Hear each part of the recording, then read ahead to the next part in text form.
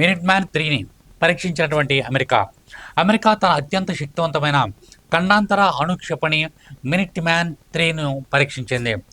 ఈ పరీక్ష కాలిఫోర్నియాలో నిర్వహించారు.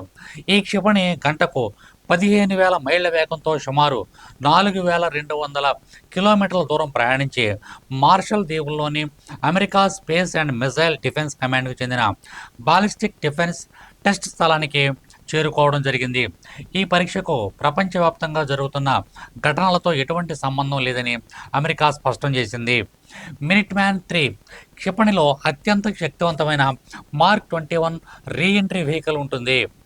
దీనిలో అణు పేలోడ్ను అమర్చే సామర్థ్యం ఉంది. గతంలో అమెరికా ఈ క్షిపణి శక్తిని పలుమార్లు పరీక్షించింది. 2024 నవంబర్లో ట్రంప్ ఎన్నికల విజయానికి ముందు కూడా ఈ యొక్క క్షిపణిని ఒకసారి పరీక్షించారు.